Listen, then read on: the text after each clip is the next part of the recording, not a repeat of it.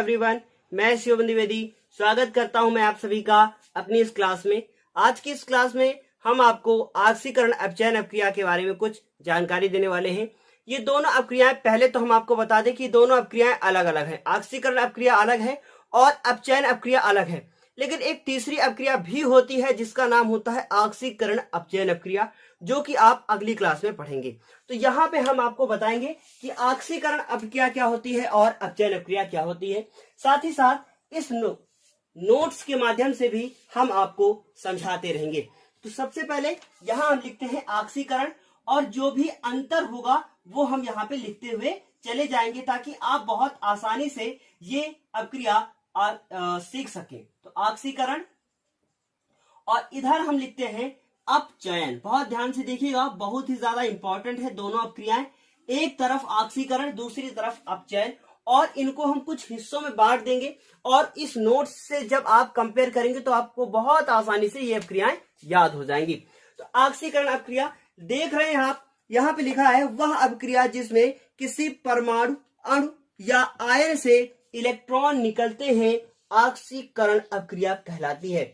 हम आपसे पूछे कि आप कहें आक्षी, क्या हुआ? इलेक्ट्रॉनों का त्याग हुआ। आक्षी मतलब आपने छींका, तो छींकने में क्या हुआ? इलेक्ट्रॉन निकले। तो इसका मतलब क्या हुआ?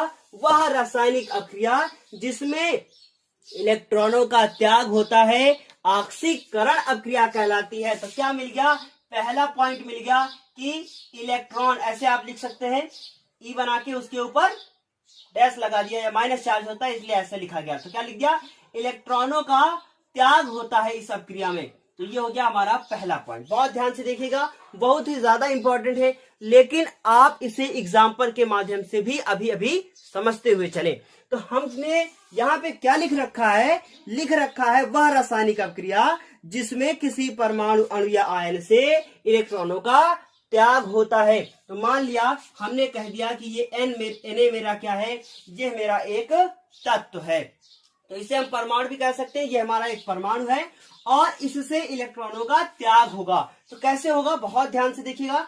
इस Na के पास कितने इलेक्ट्रॉन है? अभी अगर आपसे कहा जाए कि इसका परमाणु क्रमांक कितना है, तो आप कहेंगे इसका परमाणु क्रमांक 11 है। इसका मतलब इसका इलेक्ट्रॉनिक विन्यास कितना होगा? 2,8,1। 2,8,1 इलेक्ट्रॉनिक विन्यास क्या होता है? इसका मतलब पहली कक्षा में 2 इलेक्ट्रॉन, दूसरी में 8 और लास्ट वाली कक्षा में 1 इलेक्ट्रॉन उपस्थित है। इस प्रकार हम कह सकते हैं कि इलेक्ट्रॉन ने क्या किया? इलेक्ट्रॉन का त्याग हुआ। किसने त्याग कर दिया? सोडियम ने। कितने इलेक्ट्रॉनों का त्याग करेगा? 1 इलेक्ट्रॉन का त्याग करेगा। तो Na से क्या बन जाएगा? Na से बन जाएगा Na+1। इसने कितने इलेक्ट्रॉनों का त्याग किया? 1 इलेक्ट्रॉन का। तो प्लस लगा के क्या लिख दिया गया? 1 इलेक्ट्रॉन। अब इसका इलेक्ट्रॉनिक विन्यास कितना हो गया है? 2,8 हो गया है। सबको ये बात समझ में आ गई होगी। बहुत ही सिंपल है। क्या कह दिया कि वह रासायनिक अपक्रिया जिसमें कोई परमाणु, अणु या आयन 1 इलेक्ट्रॉन या 1 से अधिक इलेक्ट्रॉनों का त्याग करता है, तो वह रासायनिक अपक्रिया क्या कहलाती है? आक्सीकरण अपक्रिया कहलाती है। ये तो हो गया पहला पॉइंट। अब इसका दूसरा पॉइंट क्या है? दूसरा पॉइंट यह है कि इसमें ऑक्सीजन का योग होता है। जैसे ये पहला एग्जांपल लिखा, इसी प्रकार आप यहाँ पे दूसरा एग्जांपल देख सकते हैं कि Ca के पास कितने इलेक्ट्रॉन हैं? Ca के पास 20 इलेक्ट्रॉन होते हैं, 20 परमाणु क्रमांक होता है।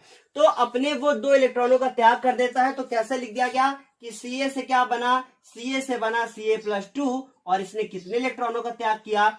2 इलेक्ट्रॉनों का त्याग किया। ये बहुत आसान है, इसे कैसे समझेंगे?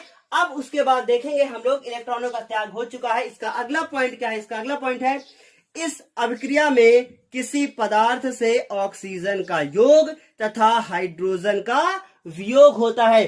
तो याद रखिएगा, ऑक्सीकरण अभिक्रिया में ऑक्सीजन का योग और हाइड्रोजन का वियोग होता है। ऐसा आपसे बहुविकल्पी क्वेश्चन में भी पूछा जा सकता है। तो क्या होगा? हम लोग लिखेंगे किसका योग होगा? ऑक्सीजन का योग। तो हम लोग लिखेंगे यहाँ पे ऑक्सीजन का योग होगा। और किसका वियोग होगा? वियोग होगा हमारा हाइड्रोजन का। बस यही कुछ पॉइंट है इसके, और बहुत सारे भी हैं, लेकिन आप उसको अभी ना सीखे तो ही बेहतर है, वरना ये बहुत बड़ी अक्रिया हो जाएगी, आपको समझने में भी समस्या होगी। आपके हाई स्कूल की लेवल के लिए या आपको बेसिक समझने के लिए इतना ही पर्याप्त है। तो इस तरीके से आपने देखा कि यहाँ पे क्या लिखा हुआ है, एग्जाम्पल थर्ड वाला लिखा है Mg, और Mg बहुत ध्यान से देखिएगा, ये Mg क्या करता है, ऑक्सीजन के साथ रिएक्शन करता है और क्या बनाता है MgO। Mg कितना, एक, इधर भी एक, लेकिन ऑक्सीजन कितना है, 2, तो हमको इसको 2 से गुणा करना पड़ेगा और यहाँ पे 2 लगाना पड़ेगा। इस तरीके की रिएक्शंस भी आपने पिछली क्लास में सीखी है। तो इस तरह से क्या हुआ कि ऑक्सीकरण क्रिया यहाँ पे समाप्त होती है। बस एक पॉइंट, ऑक्सीजन का योग और हाइड्रोजन का वियोग और साथ ही साथ इलेक्ट्रॉन का त्याग, इतना ही करना है आपको यहाँ पे ऑक्सीकरण क्रिया में।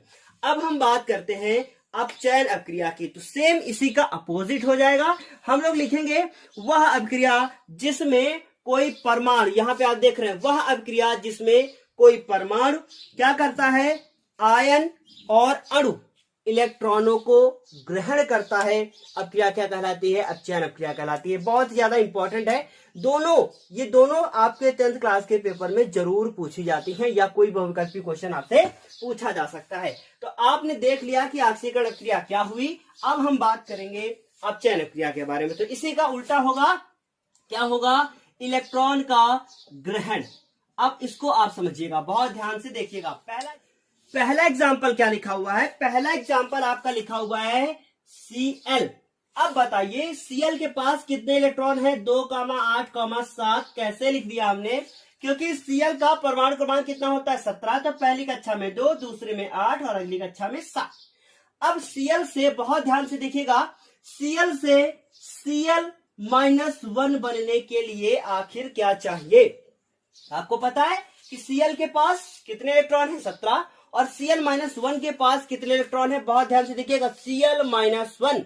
इसका मतलब क्या हुआ कि इसने एक इलेक्ट्रॉन और ले लिया है कहीं से, और इसने अगर एक इलेक्ट्रॉन ले लिया है तो इसका मतलब क्या हुआ कि इसके पास 2, 8, 8 कितने इलेक्ट्रॉन हो गए हैं, 2, 8, 8। इसके पास कितने थे, 17, और इसके पास कितने हैं, 18। अब इधर 17 इधर 18, तो आपको क्या करना है, आपको बैलेंस करना है। तो एक इलेक्ट्रॉन किधर जोड़ देंगे, एक इलेक्ट्रॉन इधर हम लोग जोड़ देंगे। तो इस तरीके से क्या हुआ कि Cl और Cl-1 बनने में एक इलेक्ट्रॉन का ग्रहण किया। किसने ग्रहण किया, इस Cl ने एक इलेक्ट्रॉन का ग्रहण किया। और इससे पहले वाले जब यहाँ पे इलेक्ट्रॉन का त्याग हुआ था, तो आपने देखा था कि सोडियम ने क्या किया था, सोडियम ने एक इलेक्ट्रॉन का त्याग किया था। इस तरीके से ये हमारा पहला एग्जाम्पल कंप्लीट हुआ, और पहले एग्जाम्पल के थ्रू आपने जाना कि कैसे इलेक्ट्रॉन का ग्रहण होता है। लेकिन यदि एक और टेढ़े मेढ़े एग्जाम्पल के साथ हम लोग इसको समझें, तो देखिए क्या है कि लिखा हुआ है Na+1, और ये एक इलेक्ट्रॉन का ग्रहण कर रहा है और क्या बना रहा है Na। अब इसे कैसे आप समझेंगे, Na+1, इसका मतलब एक इलेक्ट्रॉन का Na त्याग कर चुका है, और इसके पास अब कितने इलेक्ट्रॉन है, 10। कैसे पता चला, क्योंकि इसका परमाणु क्रमांक कितना होता है, 11, एक त्याग कर चुका है तो कितने हैं, 10। अब आप बताइए 10 हैं, और इसके पास कितने होने चाहिए, इसके पास कोई चार्ज है क्या, नहीं। चार्ज का मतलब इसके ऊपर कोई प्लस माइनस है क्या, बिल्कुल भी नहीं है ना। तो इसका मतलब इसके पास कितने इलेक्ट्रॉन है, 11। तो इसके पास 10, इसके पास 11, तो 10 और 11 क्या बराबर है, बिल्कुल बराबर नहीं। इसीलिए इसमें एक इलेक्ट्रॉन हम लोगों को जोड़ना पड़ेगा। इस तरीके से दूसरा एग्जाम्पल भी क्या हुआ, कंप्लीट हुआ। उम्मीद है ये आपको समझ में आ रहा होगा। इसी का अपोजिट अगर बात करें तो हम लोग लिखेंगे, इसमें ऑक्सीजन का क्या होता है, आपको वहां सब लिखा हुआ दिख रहा होगा, लेकिन हम फिर भी आपको समझाते हैं। ऑक्सीजन का वियोग और हाइड्रोजन का योग होता है। अगर इसे भी एग्जाम्पल के रूप में समझे तो आप इसका थर्ड वाला एग्जाम्पल देखिएगा। क्या हुआ कि Zn और ZnO, क्या लिखा हुआ है, ZnO लिखा है। ये जिंक ऑक्साइड है। ये जिंक ऑक्साइड जब कार्बन से रिएक्शन करता है, किससे करता है, कार्बन से। तो जब जिंक ऑक्साइड कार्बन से रिएक्ट करता है तो क्या बना देता है जिंक धातु, और प्लस क्या बन जाता है, CO। ये क्या है, ये है कार्बन मोनोऑक्साइड, जो कि गाड़ियों के पीछे धुएं के रूप में निकलती है। इतना उम्मीद है जरूर समझ में आया होगा, और स्क्रीनशॉट लेने की फिलहाल तो आवश्यकता नहीं है, क्योंकि डिस्क्रिप्शन बॉक्स में आपको PDF नोट्स पहले से ही तैयार करके मिल जाएगा। तो अभी आप जाके डिस्क्रिप्शन बॉक्स में लिंक पे क्लिक करें और वहां से आप आराम से नोट्स को देख सकते हैं। अब हम आपको इस नोट्स के बारे में थोड़ी सी जानकारी दे देते हैं। नोट्स का जो पहला पॉइंट है वो है कि आक्सीकरण अपक्रिया को उपचयन अपक्रिया भी कहते हैं। पेपर में कभी कभी पूछ लिया जाता है कि उपचयन और अपचयन अपक्रिया में क्या अंतर है, तो आपको यही दोनों अपक्रियाओं के बारे में लिख देना है बीच में लाइन खींचकर। तो याद रखिएगा, आक्सीकरण अपक्रिया का दूसरा नाम उपचयन अपक्रिया भी होता है।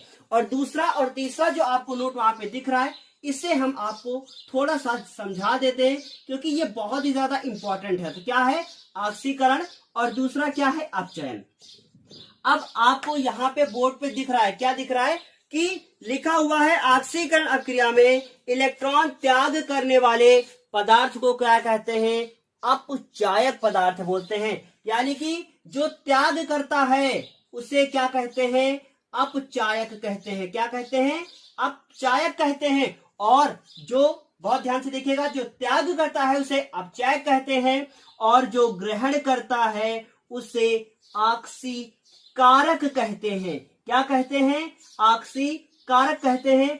आप थंबनेल में देख रहे होंगे लिखा होगा, अब इसको हम यहां से हटाते हैं, आप थंबनेल में देख रहे होंगे कैसे लिखा होगा, लिखा होगा आक्सीकरण। इसका मतलब भी समझा दे, बहुत बस आप यहां से देख लीजिएगा, आक्सीकरण और फिर लिखा है अपचयन।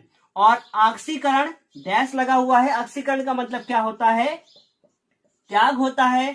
और इसका क्या मतलब होता है, ग्रहण होता है। क्या ग्रहण होता है, इलेक्ट्रॉन ग्रहण। और यहाँ पे हम इलेक्ट्रॉन और यहाँ पे इलेक्ट्रॉन भी दिखा देते हैं। आक्सीकरण इलेक्ट्रॉन त्याग, अपचयन इलेक्ट्रॉन ग्रहण। और साथ ही साथ बस 2 मिनट की क्लास और है। क्या है, आक्सीकरण इलेक्ट्रॉन त्याग, अपचयन इलेक्ट्रॉन ग्रहण। और आक्सीकरण करने वाले पदार्थ को अपचायक पदार्थ क्या कहते हैं, क्या कहते हैं, अपचायक पदार्थ। और उसके बाद अपचयन इलेक्ट्रॉन ग्रहण और इसको कहते हैं आक्सीकारक पदार्थ। तो इसको आप नोट के तौर में और लिख लीजिएगा, ये आपके लिए इंपॉर्टेंट है। तो इस तरीके से आज की क्लास को हम यहीं पे समाप्त करेंगे। और यदि आपको वीडियो समझ में आया है तो कृपया लाइक और कमेंट करना बिल्कुल भी न भूलें। क्या हुआ कि आक्सीकरण इलेक्ट्रॉन का त्याग हुआ और अपचायक पदार्थ, अपचयन इलेक्ट्रॉन ग्रहण, आक्सीकारक पदार्थ। इस तरीके से क्लास यहीं पे समाप्त होती है। मैंने जो आपसे कहा है वो लाइक और कमेंट करना बिल्कुल भी ना भूलें यदि आपको क्लास अच्छी लगी है। फिर अगली क्लास में हम आपसे मिलेंगे रेडॉक्स अपक्रिया के साथ, और वो अपक्रिया आपको तभी समझ में आएगी जब इसको आप अच्छे से पढ़ेंगे। आज की क्लास के लिए धन्यवाद।